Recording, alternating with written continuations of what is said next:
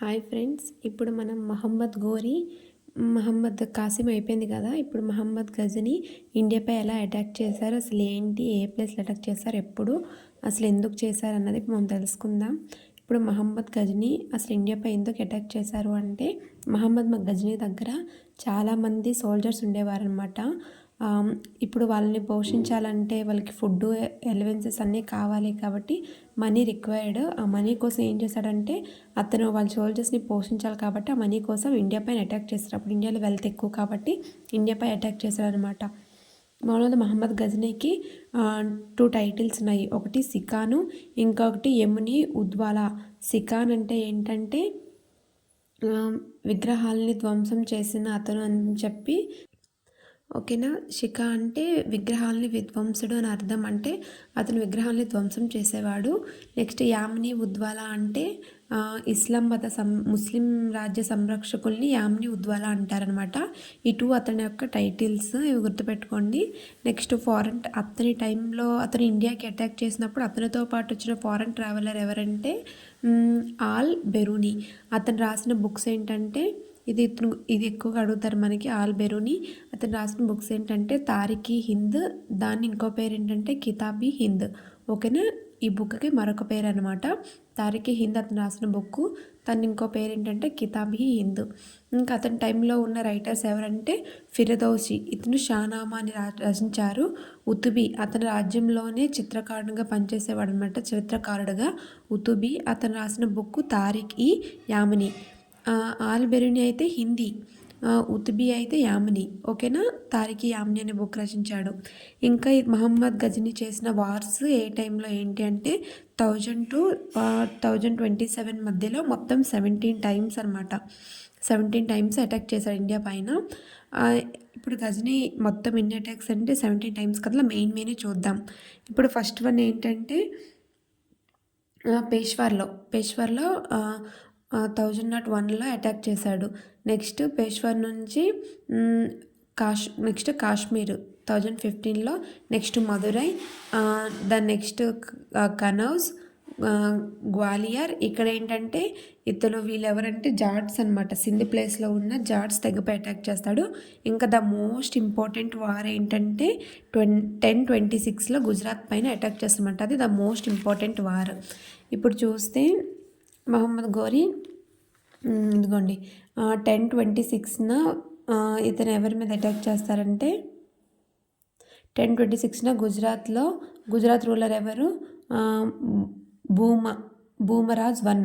ఓకేనా, గుజరాత్ రూలర్ భూమరాజ్ 1. అతనికి ఇంకొక పేరు భూమదేవుడు 1 అని కూడా అంటారు. 1026 మోస్ట్ ఇంపార్టెంట్ వార్ అన్నాం కదా, అది గుజరాత్ పైన. అక్కడ రూలర్ భూమరాజ్ 1 లేదా భూమదేవుడు 1. అతని కొడుకు ఎవరంటే కర్ణుడు. గుజరాత్లో సోమనాథ్ టెంపుల్ పైన అటాక్ చేసి సోమనాథ్ టెంపుల్ మొత్తాన్ని కొలాప్స్ చేస్తాడనమాట. మొత్తాన్ని అటాక్ చేస్తాడు సోమనాథ్ టెంపుల్ పైన. అతని కొడుకు ఎవరంటే కర్ణుడు. అతను డాడీ తర్వాత అతను కర్ణుడు కర్ణపురం అనే ఒక సిటీని కూడా నిర్మిస్తాడు. అది ప్రజెంట్ ఎక్కడ ఉందంటే ఆ సిటీని ఏమంటారంటే అహ్మదాబాద్ అంటారనమాట. ఆ కర్ణపురం సిటీ పైన కూడా అటాక్ చేస్తాడు. నెక్స్ట్ గజనీ తర్వాత వస్తారు గోరీ ఇండియా పైన ఎందుకు అటాక్ చేస్తాడు అంటే, గోరీ తన యొక్క రాజ్య విస్తరణ కోసం ఇండియా పైన అటాక్ చేస్తాడు. మహమ్మద్ గోరీకి ఇంకా చాలా పేర్లు ఉన్నాయి. ఇతన్ని సిహబుద్దీన్ అంటారు, లేదా మహమ్మద్ బిన్ షా అని కూడా అంటారనమాట. అతనికి మొత్తం 3 నేమ్స్: సిహబుద్దీన్, లేదా మహమ్మద్ బిన్ షా, లేదా మహమ్మద్ గోరీ.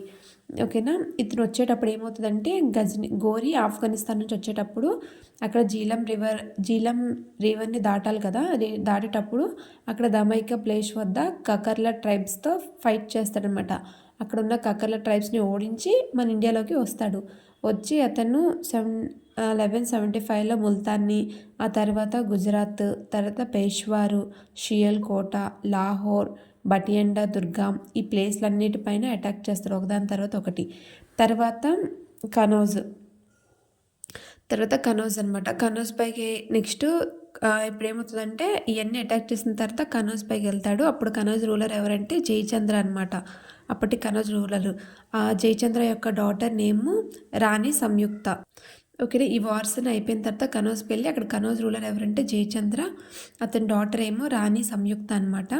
ఇప్పుడు ఏం చేస్తారంటే ఈ రాణి సంయుక్తని స్థానేశ్వర్ రూలర్ అయిన పృథ్వీరాజ్ చౌహాన్ ఏమో ఎత్తుకొని వెళ్ళిపోతాడు. సో ఇతని కూతుర్ని కాపాడమని చెప్పి జయచంద్ర గౌరీ దగ్గరికి వెళ్తాడనమాట. అప్పుడు గౌరీ ఏం చేస్తాడంటే 1191లో ఎట్ టెరైన్ అనే ప్లేస్ వద్ద పృథ్వీరాజ్ చౌహాన్ని అటాక్ చేస్తాడు. దాన్నే ఫస్ట్ టెరైన్ వార్ అంటారు. ఇక్కడ పృథ్వీరాజ్ చౌహాన్ విన్ అవుతాడు, గౌరీ ఓడిపోతాడనమాట ఈ వార్లో. నెక్స్ట్ ఏంటంటే సెకండ్ టెరైన్ వార్ 11 సేమ్ అక్కడ టెరైన్ ప్లేస్లో సెకండ్ టెరైన్ వార్ జరుగుతుంది 1192లో. అప్పుడు గౌరీ అక్కడ విన్ అవుతాడు, పృథ్వీరాజ్ చౌహాన్ ఓడిపోతాడు. ఇప్పుడు ఏమవుతుంది, మళ్ళీ 1193లో సెకండ్ టెరైన్ 1192లో అయిపోయిన తర్వాత 1193లో ఢిల్లీ పైన అటాక్ చేస్తాడు. ఇంకా ఢిల్లీని ఆక్యుపై చేసుకొని దాన్ని ఇస్లాం క్యాపిటల్గా అనౌన్స్ చేస్తాడనమాట.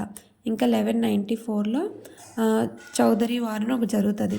ఈ చౌదరి వార్ ఏంటంటే 1194లో చౌదరి వార్ చదువుతుంది. ఎవరెవరి మధ్యన అంటే గౌరీ అండ్ జయచంద్ర. అంటే గౌరీ జయచంద్ర పైన అటాక్ చేస్తాడు. జయచంద్రను ఓడించి గౌరీ విన్ అయ్యి కనౌజ్ను ఆక్యుపై చేసుకుంటాడు.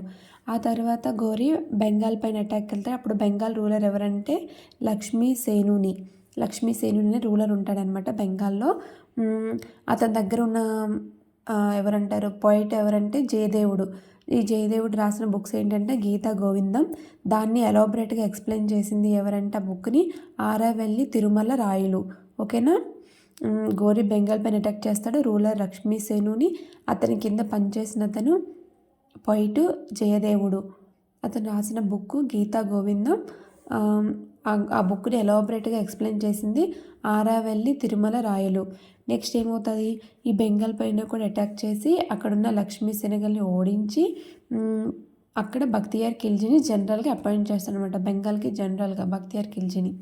ఇది మనం గుర్తుపెట్టుకోవాలి. గౌరీ టైంలో ఉన్న ఇద్దరు జనరల్స్ ఎవరంటే ఒకటి బక్తియార్ ఖిల్జీ, ఇంకోటి కుతుబుద్దీన్ ఐబక్. నెక్స్ట్ గౌరీ బ్యాక్ మళ్ళీ ఆఫ్ఘనిస్తాన్ వెళ్ళిపోయేటప్పుడు ఆల్రెడీ ఇక్కడ ఢిల్లీని ఇస్లామిక్ క్యాపిటల్గా పెట్టుకున్నాడు కదా. సో ఆఫ్ఘన్ వెళ్ళేటప్పుడు ఢిల్లీకి ఎవరినో ఒకరిని జనరల్గా అపాయింట్ చేయాలి కాబట్టి కుతుబుద్దీన్ ఐబక్ని జనరల్గా అపాయింట్ చేస్తాడు. మళ్ళీ ఆఫ్ఘన్కి వెళ్ళేటప్పుడు మళ్ళీ అతను ఏం చేయాలి, అక్కడున్న జీలేం రివర్ని దాటి దైమక్ ప్లేస్ని దాటాలి. సో దామియక్ ప్లేస్ని దాటేటప్పుడు మళ్ళీ కకల ట్రైబ్స్ ఏం చేస్తారంటే గౌరీ పైన అటాక్ చేసి గౌరీని చంపేస్తారనమాట. ఇక్కడ గౌరీ చనిపోతాడు. అప్పుడు ఏమవుతుంది, ఈ విషయం తెలుస్తుంది అనమాట ఎవరికి, కుతుబుద్దీన్ ఐబక్కి. తెలిసిన వెంటనే ఇతను ఏం చేస్తాడంటే ఎలాగ గౌరీ లేడు కాబట్టి ఇంకా ఢిల్లీని తన ఇండిపెండెంట్ కింగ్డమ్గా అనౌన్స్ చేసుకుంటారు. అప్పటి నుంచి మనకి స్లేవ్ డైనాసిటీ స్టార్ట్ అవుతుంది. ఇప్పుడు మన next Delhi sultanates, slave dynasty, Tughlaq dynasty, అలా ఇప్పుడు నెక్స్ట్ ఢిల్లీ సుల్తానేట్స్ యొక్క రూలింగ్ ఇప్పుడు స్టార్ట్ అవుతుంది. ఇది అరబ్స్ యొక్క ఇన్వెన్షన్, మహమ్మద్ కాసిం, మహమ్మద్ గజ్నీ, మహమ్మద్ గౌరీ. ఓకేనా. నెక్స్ట్ పార్ట్లో మనం ఢిల్లీ సుల్తానేట్స్ అసలు ఎలా, ఎవరు, ఏ డైనాసిటీ ఎవరు ఇంపార్టెంట్ అనేది చెప్పుకుందాం ఫ్రెండ్స్.